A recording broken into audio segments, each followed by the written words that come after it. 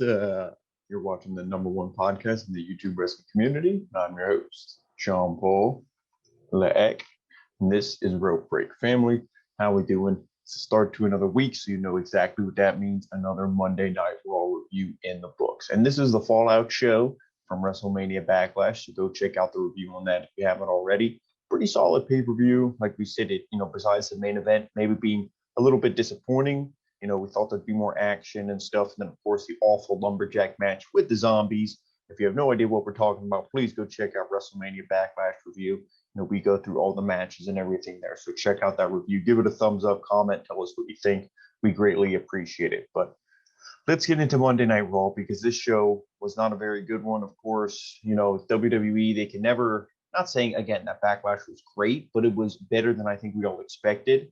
So at least kind of ride that wave of momentum. Give us a good show, give us a decent show. And of course, they did pretty much the exact opposite. So let's begin. The show starts up. We see Bobby Lashley backstage with a bunch of women. Thought he was the Godfather at first. He has all these hoes, except they're not hoes. They were classy. And, he's with them. And then MVP's in the ring. And he says that, he introduces them. So Lashley comes out with all the women. Is obviously his WWE Championship, because he was successful in the triple threat against Drew McIntyre and Braun Strowman. So MVP's in the ring, and he says that Lashley what he did last night was Herculean. He overcame two of the toughest men in WWE. Tonight, Braun Strowman is nursing a broken rib, and Drew McIntyre couldn't even get out of bed. And Lashley was thrown through an LED wall, and he's standing here tonight as champion. He says that Lashley did it all while injured. Lashley holds up his fist. He has some swollen knuckles. He's like, look at that. They're trying to sell like he's injured and all that stuff. I feel like that was just like a haha, like being sarcastic thing. And then MVP says that, he asked Lashley when the almighty era will end, and Lashley says never. MVP says that tonight is a night for celebration, and the champ was supposed to have a night off, but on behalf of Lashley, MVP issues an open challenge to anyone who wants a shot. Take note of that, an open challenge. That's all he said. So Drew McIntyre, he answers the call, and he stomps his way down to the ring. And Drew says that he loves the idea of an open challenge. He can't think of a better way for Lashley to impress his ladies than facing him for the WWE Championship. Only Drew said it was for the WWE Championship. Again, keep that in mind.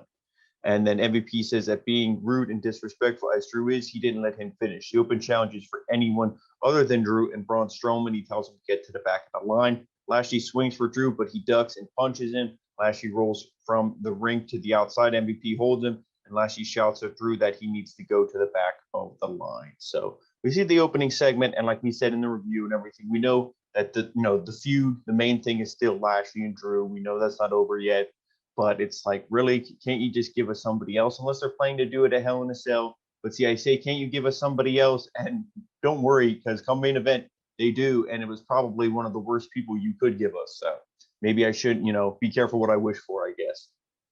So let me see the first match of the show, and then it's AJ Styles with Omos versus Elias with Jackson Riker. So it's just the singles matches.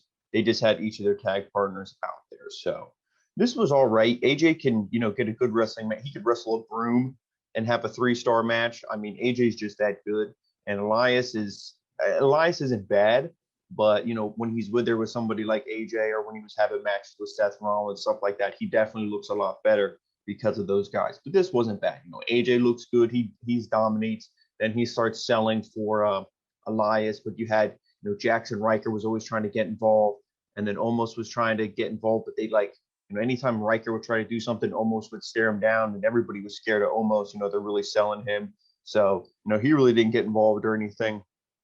But, AJ is just real good. And he was setting up for the Styles Clash, and Elias got out of that and everything. So, the match was actually really good, but I really attest that a lot to AJ. But at the end of this thing, Elias runs at Styles in the corner, but he gets caught with a drop toe hold into the buckles, and Styles goes to the apron. He wants a phenomenal form, but at this point, Riker pulls him down off the apron, tosses him into the barricade. So, of course, he knew, if AJ hits a phenomenal form, it's over. So AJ actually wins this by DQ. Not a bad match. It's just a feud I really don't care about. Like I said, Styles is great.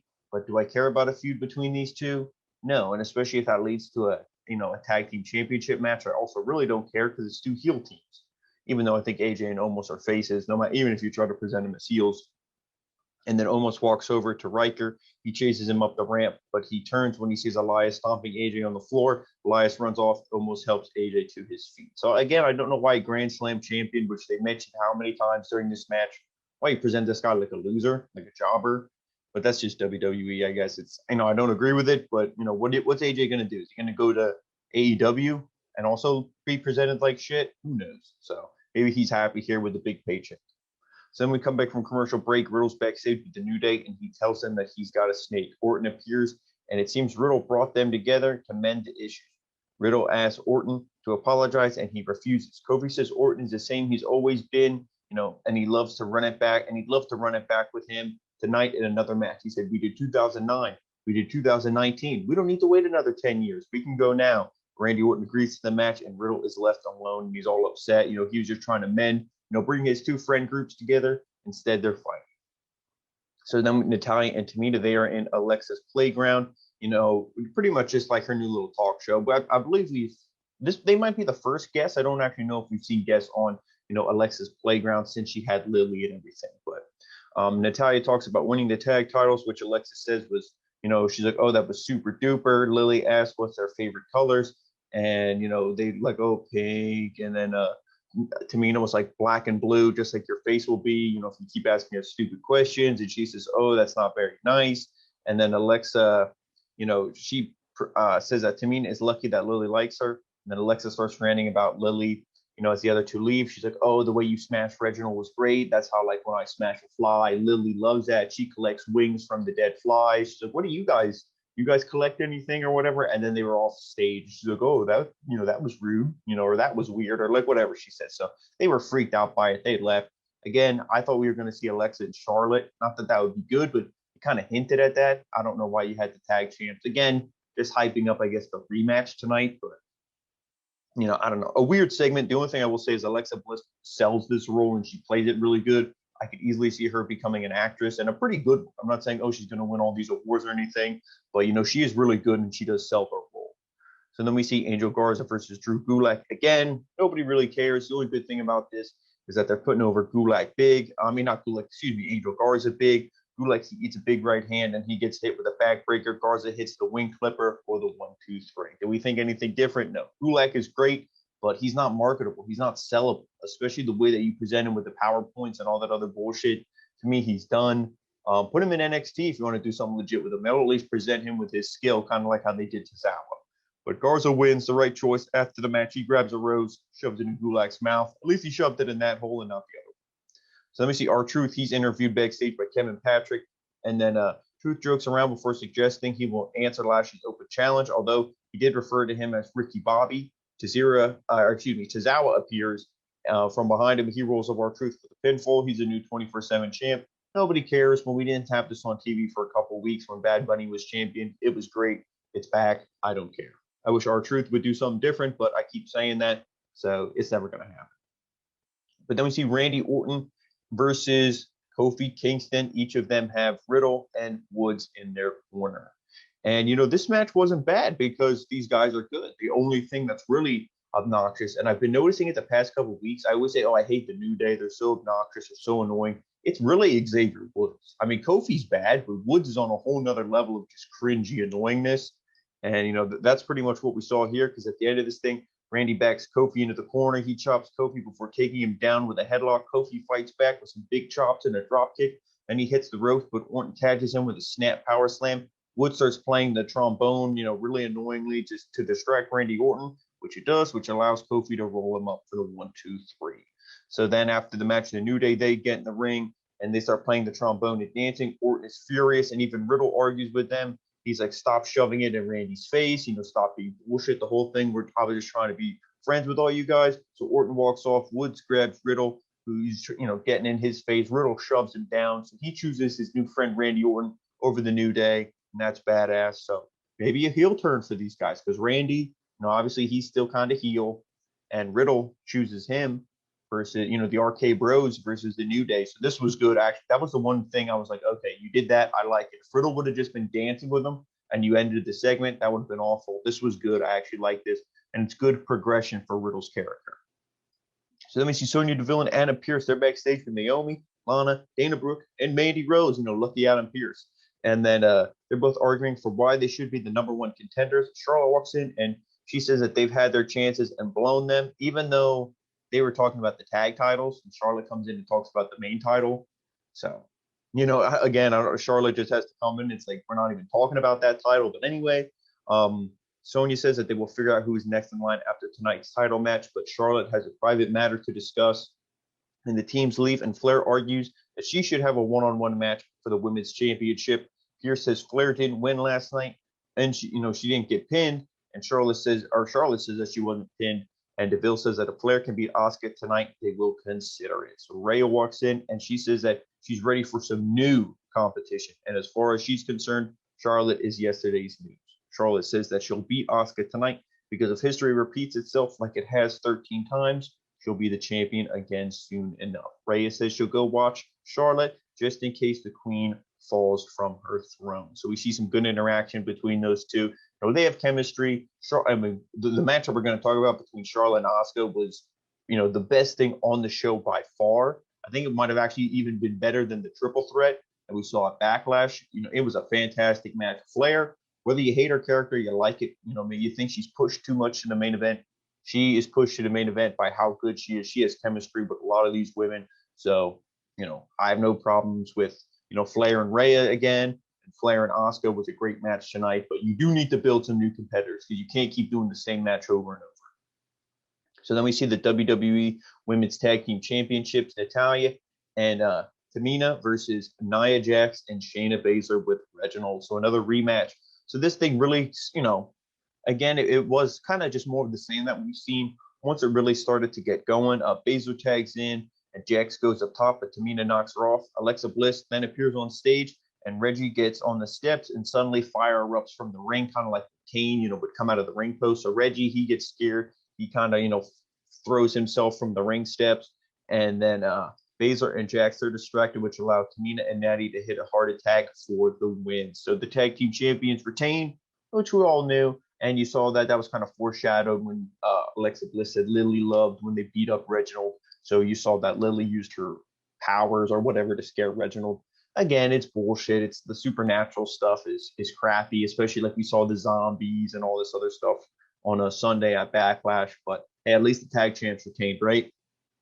And they said they had 2 title reigns. This is Nia and Shayna. 2 title reigns, 200 plus days. I didn't know it was that long for both title reigns. So not saying like, great job to them, but I mean that is still pretty impressive, I guess. So then we see Bliss disappears, and we can hear Lily laughing through the Thunderdome. And then after the break, Ricochet will get another shot against Sheamus. And then when we come back from the commercial, Sheamus comes out and he's angry about what happened last night at Backlash. Sheamus tells Ricochet he needs to bring out his jacket and hat, otherwise he'll go to the back and get them himself.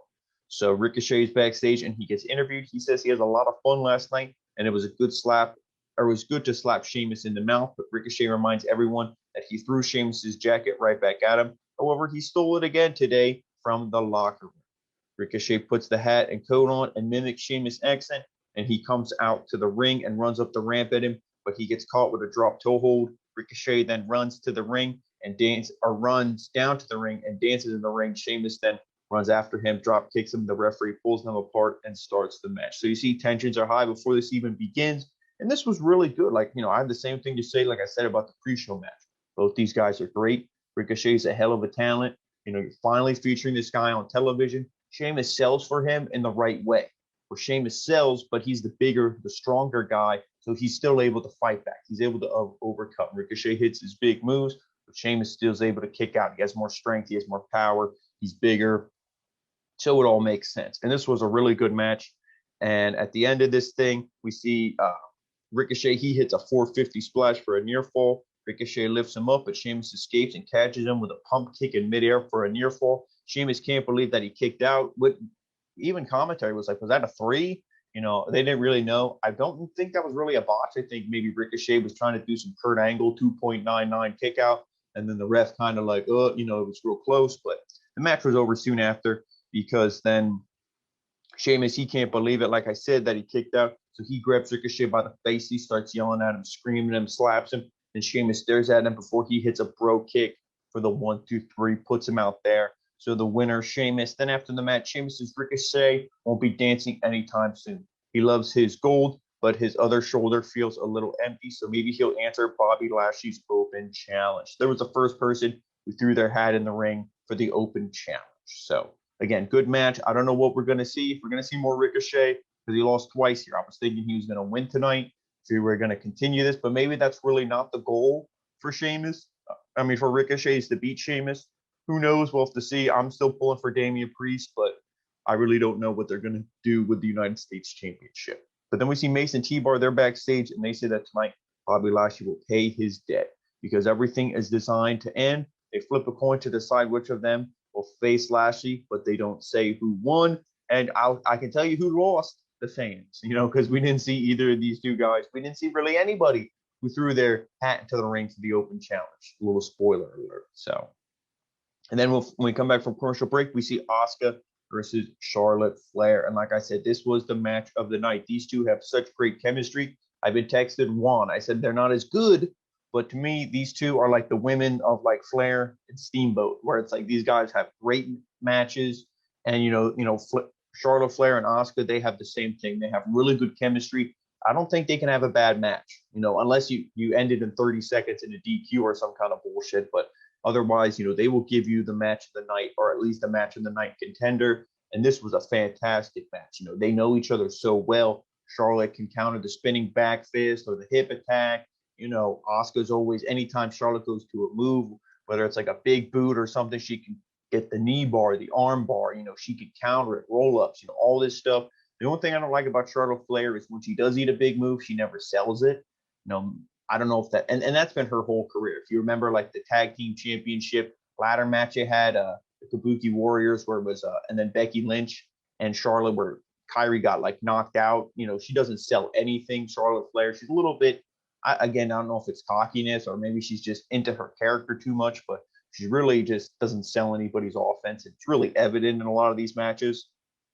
But this was really good. And of course, Rhea Ripley comes out during this thing eventually. Her music hits kind of like maybe a quarter way through the match. Then she sits down there. But at the end of this thing, we see Asuka. She hits a missile drop kick for a near fall. Then Asuka lands some kicks but misses the big one. And Charlotte gets a roll up for it too. Asuka wants a German suplex, but Flair elbows her. Asuka gets a rolling knee bar on Charlotte. And Flair escapes, but Asuka gets her in the Asuka lock. And then Charlotte gets to the ropes as the camera cuts to black, presumably for a wardrobe malfunction, which I did read a report. If you saw that happen 2-3 times in this match, that's what it was. They thought maybe we were going to see some puppies and Lawler was going to go crazy, but they quick, cut the feed for a few seconds to make sure, no, we're good. So that's what that was. It wasn't like your cable box or whatever, anything going out. So. And then Charlotte, she rolls to the outside, gets in Ripley's face. Asuka tries to hit her, but Flair knocks her into the ring. Asuka then kicks Charlotte into Ripley on the apron, and then she rolls her up for the 1, 2, 3. So the winner is Asuka. I really like that sequence there at the end, when Ripley gets involved and everything. Even though it's like it would have been nice to see Asuka win clean, it was still nice to be like, Charlotte, maybe you should have been paying attention to your opponent and not to the champion, and you would have won the match. So it's kind of like, rubs the dirt in Charlotte's face a little more. So good match. Like I said, definitely match of the night. So then we see John Morrison. He's walking backstage. Kevin Patrick asks him what happened last night. Morrison says he's not sure. It's been eating away at him, and it's making him feel dead inside. So what, is Morrison going to turn into a zombie? I'd rather be a zombie than, be booked the way he has. And he says wherever The Miz is, he's dedicating this match to him. So which match is it? It is another lumberjack match. Damien Priest versus John Morrison. This had actual lumberjacks. We saw everybody who we said, on the Backlash review. We said, give us the Lucha House Party. Give us the Viking Raiders. Give us guys like that. That's who we saw. Akira Tozawa. Those are the people we saw, and we also saw Nikki Cross. So unfortunately, there she is. She's a lumberjack. So, sorry, Nikki, but, this was all right. But of course, too many people got involved. The lumberjacks and stuff would get involved. And, that was like, a focus of the commentary, of the camera team and all that stuff. And it's like, the focus should be on the guys in the ring. Too many spots going to the outside, all this stuff. These guys are great, but, again, we've seen it so many times, week after week after week. You don't really care. Damien Priest needs to move on from these guys. WrestleMania should have been the blow-off, especially because this isn't for a title. It's not for really anything. It's not even really like a grudge feud anymore. Like, just move on, do something else with him. Unless they don't have any other contenders for Sheamus and they're just saving him until they're ready to take the belt off Sheamus. I don't really know. But, at the end of this thing, we see Priest. He's rolled back in the ring, and Morrison tries to take advantage, but Priest beats him and then dives over the top ropes onto T-Bar and Mace. And then out of nowhere, Cedric Alexander runs into the ring and dives to the rope onto Shelton. So that's going to come back into play a little bit later. The Lumberjacks all start brawling. Meanwhile, Priest takes Morrison to the top and superplexes him onto all the Lumberjacks at ringside.